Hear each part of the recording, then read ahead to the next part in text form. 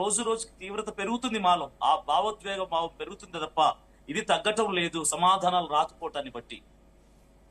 Okay, still ఇంకా ఆ అనుమానాలన్నీ అలానే ఉన్నాయంటారు. స్టిల్ అలాగే ఉంది.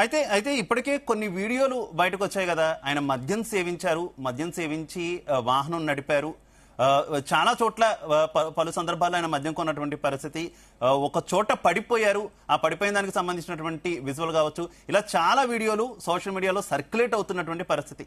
ఆ వీడియోలకు సంబంధించి ఏం చెప్తారు? ప్రవీణ్ పగడాల గారు ఆయన మరణించాడు అంటే ఇప్పుడు ఆ ఫుటేజెస్ కోసం ఎవరైతే సర్వే చేస్తున్నారో, ఇన్వెస్టిగేట్ చేస్తున్నారో, ఆ ఫుటేజెస్ కోసం వెతుకుతున్నటువంటి వాళ్ళు అయితే హైవే రోడ్స్ మీద వెతకాలి. ఆ ట్రావెలింగ్ చేస్తున్నాడు కాబట్టి, బైక్ మీద వచ్చాడని తెలుసు కాబట్టి అలా చేయాలి. అలా కాకుండా వైన్ షాపులలో ఎందుకు వెతుకుతున్నారు? It's my first question. ఆయన తాగుబోతాడన్నట్టుగా ఎక్కడైనా ముద్ర ఉందా? ఆయన మీద ఆరోపణలు ఉన్నాయా? లేవు. ఆయన ఒక సువార్థికుడు, ఒక క్రైస్తవ మత పెద్ద. ఆయనని వైన్ షాప్లలో ఎందుకు వెతుకుతున్నారు? వైన్ షాప్ ఫుటేజెస్ లో వెతకాల్సినటువంటి అవసరం ఏంటి? ఇది నా క్వశ్చన్. దీనికి సమాధానం ఉందా ప్రభుత్వానికి కానీ, ఆర్టీఓ వాళ్ళకి? నీ ఫుటేజ్ ఎవరు బయట పెడుతున్నారు వాళ్ళకి? కేవలం వైన్ షాపులనే కాదు, మొత్తం ఆయన హైదరాబాద్ నుంచి ప్రారంభమైనప్పటి నుంచి అలాగే రాజమండ్రి చేరుకునే వరకు, కాతేరు చేరుకునే వరకు ఉన్నటువంటి దాదాపుగా అన్ని వీడియోలు టోల్ గేట్ల దగ్గరే కావచ్చు, వైన్ షాప్ దగ్గర కావచ్చు, ఆయన టీ షాప్ దగ్గరికి ఏదైతే విజయవాడలో వెళ్ళారంటున్నారో అక్కడదే కావచ్చు, అన్ని వీడియోలు కూడా బయటకు వస్తున్నటువంటి పరిస్థితి కదా. అంటే వైన్ షాప్ దగ్గరికి మాత్రమే బయట పెట్టారని ఆరోపణ చేయడం ఎంతవరకు కరెక్ట్ అనుకోవాలి? ఆయన ఉదయం ప్రయాణం అయ్యాడు హైదరాబాద్ లో. ఆయన ఉంటుంది హైదరాబాద్ కాప్రాలో ఉంటాడు. కాప్రాలో బయలుదేరిన తర్వాత అక్కడ నంబర్ ఆఫ్ సీసీ కెమెరాస్ ఉంటాయి. ఎందుకు ఆయన బయలుదేరిన తర్వాత కాప్రా ఏరియాలో ఉన్నటువంటి సీసీ ఫుటేజ్ తీయలేదు? అక్కడ ఫ్రెష్ ఫుటేజ్ మనకు వస్తుంది కదా.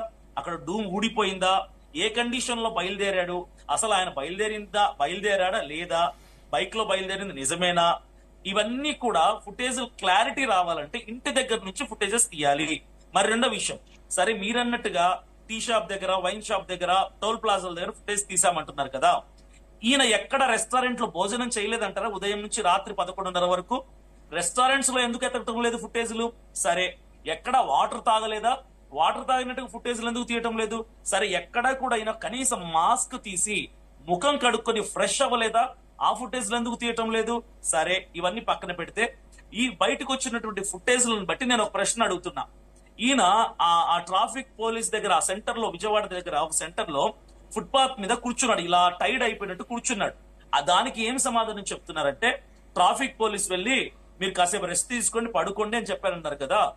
ఒక వ్యక్తి టైడ్ అయిపోతే లేదా తాగడం వల్లనే అలసిపోయి ఉంటే, నడవలేని స్థితిలో ఉంటే ఇమీడియట్ గా ఏం చేస్తారు? రిలాక్స్ అవ్వాలంటే తలకున్నటువంటి హెల్మెట్ తీయాలి, మూతికున్నటువంటి మాస్క్ తీసి రిలాక్స్ అవుతాడు. మనిషి అన్నోడు ఎవడైనా రిలాక్స్ అవ్వాలంటే బిగించుకున్న, ఇప్పుడు నేను రిలాక్స్ అవ్వాలంటే ఫస్ట్ కోట్ తీసేస్తాను, వాచ్ తీసేస్తాను, హెల్మెట్ ఉంటే హెల్మెట్ తీసేస్తాను. ప్రవీణ్ పగడాల గారు అంత టైర్డ్ స్థితిలో అక్కడ ఉంటే కనీసం ట్రాఫిక్ పోలీస్ అయినా సరే మాస్క్ తీవయ్యా, హెల్మెట్ తీసి కాసేపు రెస్ట్ తీసుకో అని చెప్పలేదా? రెస్ట్ తీసుకోమని చెప్పిన ట్రాఫిక్ పోలీసు హెల్మెట్ గాని మాస్క్ గాని ఎందుకు తీయమని చెప్పలేదు? ఇది మా క్వశ్చన్, ఇది మా డౌట్. వీటికి సమాధానాలు ఉన్నాయా? రైట్.